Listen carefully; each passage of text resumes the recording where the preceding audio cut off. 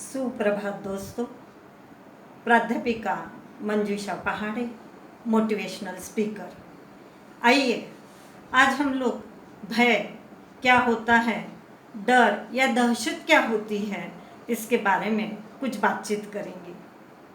सच पूछो तो दोस्तों, कई बार आपने ये सुना होगा या महसूस भी किया होगा स्वयं कि मुझे तैरने से डर लगता है, मुझे किताबें से डर लगता है, पढ़ाई से डर लगता है, एग्ज़ाम से डर लगता है, घुड़सवारी से डर लगता है, हवाई जहाज़ में बैठने से डर लगता है, स्टेज पर जाने से डर लगता है, स्टेज पर बोलने से डर लगता है।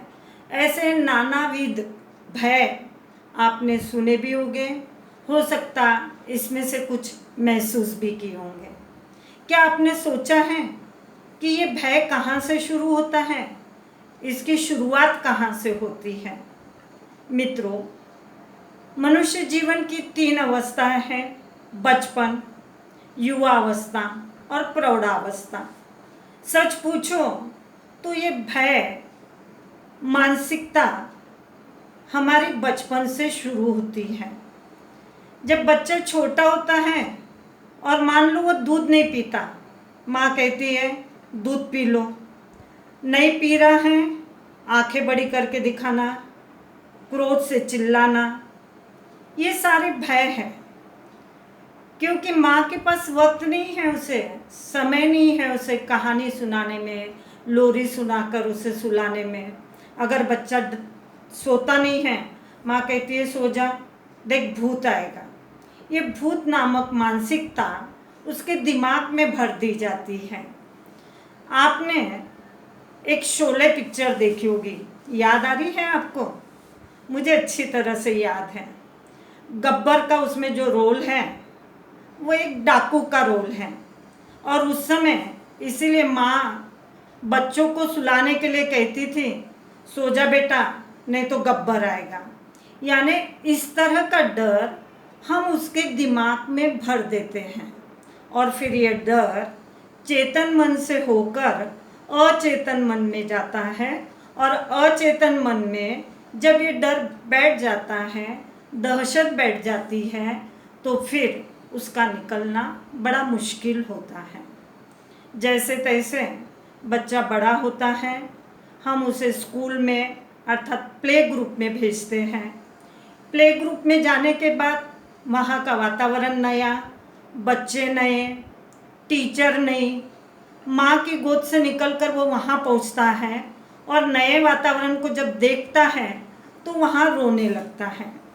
टीचर अगर उसे गाने में, खेल खेल में या उसे अन्य तरीके से उसका दिल बहलाती है और उसे संस्कारित करती है तो ठीक बात है, अन्यथा वहाँ पर भी उसके दिमाग में एक तरह का भय का कीड़ा कुलबुनाने लगता है। वो भय से बाहर आता नहीं। जब घर आता है और दूसरे दिन फिर से जाता नहीं, तो माँ उसे कभी कभी क्रोध में आके चाटा भी जड़ देती है।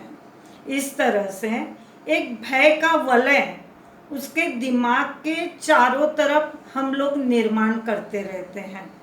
बच्चा फिर बड़ा होता है, मान लो अगर वो कक्षा 5वीं या 5th या 6th स्टैंडर्ड में आता है, पढ़ाई करता है, पढ़ाई के बाद वो एग्ज़ाम भी देता है, और उसका मान लो रिज़ल्ट आ गया। रिज़ल्ट में उसके यह है कि 3 सब्जेक्ट हैं जिसमें उसे A ग्रेड मिली, और 2 सब्जेक्ट जिसमें उसे B ग्रेड मिली। दौड़ता दौड़ता आता है, माँ को कहता है देखो माँ, मैं पास हो गया, मेरी रिज़ल्ट शीट तो देखो। माँ रिज़ल्ट शीट देखती है। रिज़ल्ट शीट देखने के बाद उसे प्रेरणा या प्रोत्साहन देना तो दूर, जिस सब्जेक्ट में उसे B ग्रेड मिला है, उस B ग्रेड को देखकर माँ उसे बहुत अच्छी तरह से डांट लगाती है। यानी A ग्रेड उसने पाया, उसकी कोई भी तारीफ नहीं, कोई भी सराहना नहीं।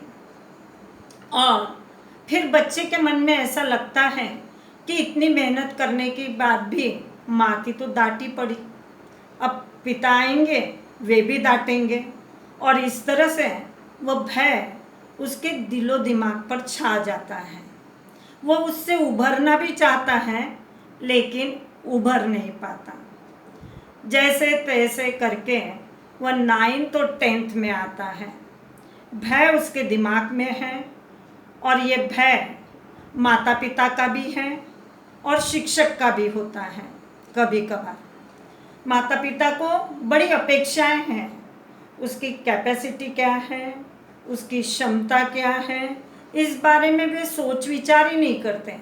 वह चाहते हैं कि उनका बच्चा 90-95% लाए, उनका नाम रोशन करे। अब 5 उंगलियां समान नहीं हैं, तो हर बच्चे की क्षमता भी अलग अलग होती है, और माता पिता इस बात को भूल जाते हैं, और जब कम मार्क्स आते हैं या कम परसेंटेज आते हैं तो फिर वही डांट का सिलसिला।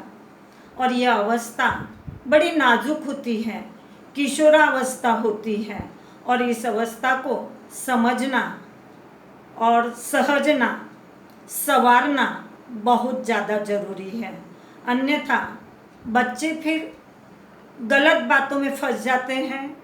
वे पान खाने, बीड़ी, सिगरेट, गुटखा ऐसे व्यसनों के भी अधीन या शिकार हो सकते हैं, क्योंकि उसे मन में ये बैठ गया है कि वह कितनी भी पढ़ाई करे, कितना भी अच्छा काम करे, माता पिता के नज़रों में वह इज्जत या मान सम्मान उसे मिलती नहीं जो वह पाने का हकदार है।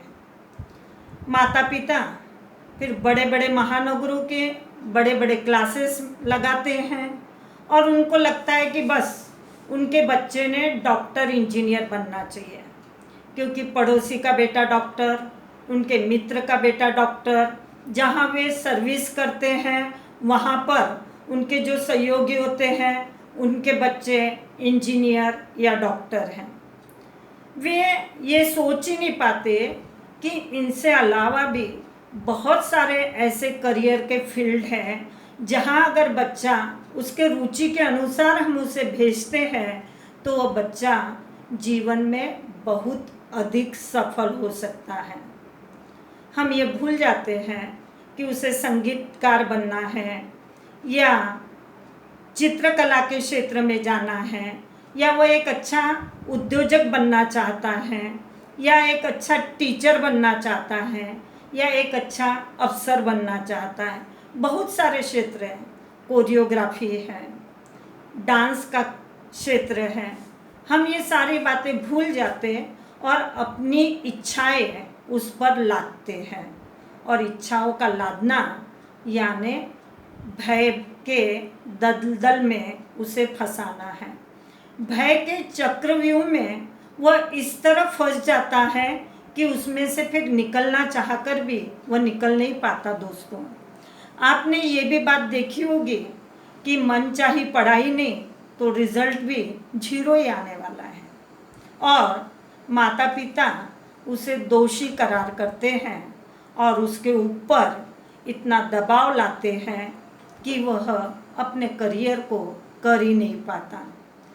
सच पूछो, ऐसे माहौल से बच्चों को निकालना बहुत ज़रूरी है।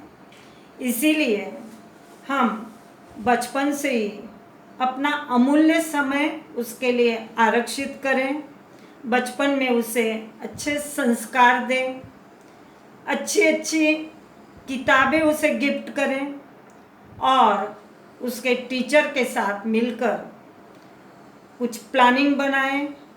जिस विषय में वो कमज़ोर है उसके लिए उन्हें कितनी मेहनत लेना है, उसके लिए क्या करना होगा, ये सारी बातें हमने डिस्कशन कर उसके रुचि के अनुसार उसे आगे बढ़ाना चाहिए। कभी कभी ऐसा होता है कि दबाव में फिर बच्चा अगर गलत रास्ते पर चली गया तो हो सकता वह हमारे हाथ में से भी निकल जाएगा। आपने आमिर खान की पिक्चर देखी होंगी, तारे जमी पर। अभिभावक उस बच्चों की मानसिकता को नहीं समझते और इसीलिए उसका जीवन गुमराह होने जाता है। परंतु आमिर खान जैसे एक अच्छे टीचर उसके जीवन में आ जाते हैं और उसका जीवन परिवर्तित हो जाता है। तो मेरा माता पिता से भी यही कहना है कि हम उसके साथ मित्रता की भूमिका निभाएं, मित्रता का रोल करें, उसके मन की बातों को समझें, ना कि उसे लालच दें। कई बार माता पिता बच्चों को ये भी कहते हैं, हाँ अच्छे अंक लाएगा ना बड़ी कैडबरी मिलेगी, बड़ा हुआ अच्छे अंक लाया तो साइकिल मिलेगी, और कुछ बड़ा हुआ अच्छे अंक लाया तो गाड़ी लेंगे। अरे ये रिश्वत या ये लालच देना उसे गुमराह कर सकता है। इसके बदले जब वह अच्छे अंक ला रहा है, अच्छी जीवन पथ पर चल रहा है, तो समय समय पर उसे प्रोत्साहन दीजिए, उसकी पीठ को थपथपाएं और उसके बाद उसका मन करे और आपका मन करे तो उसे जो ज़रूरत की चीज़ है वह लेकर दे, अन्यथा वह गुमराह हो जाएगा।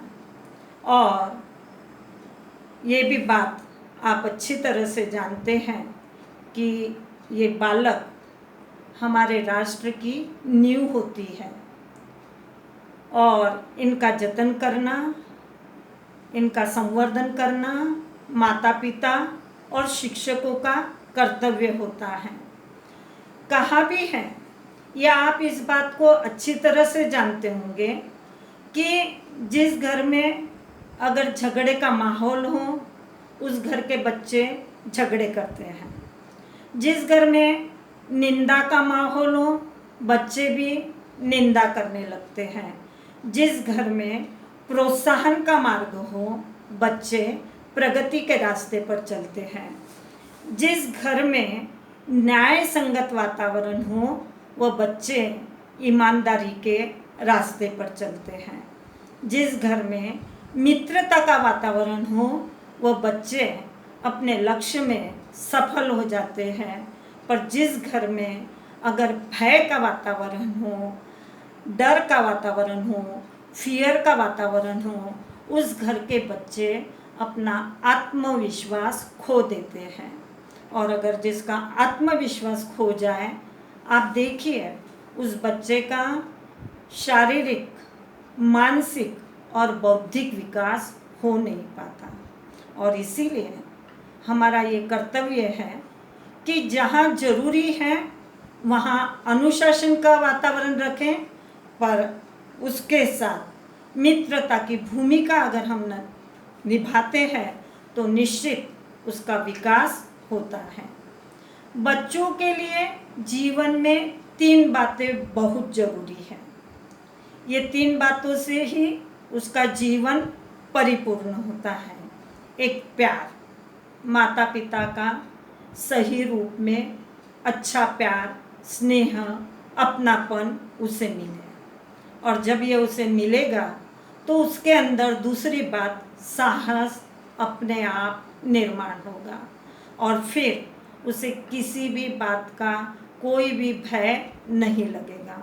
और तीसरी बात संघर्ष, फिर वह किसी भी बात का मुकाबला डटकर कर सकता है, आने वाली परिस्थिति का संघर्ष कर सकता है और खुद ही अपना रास्ता निर्माण करने की क्षमता उस बालक में आती है।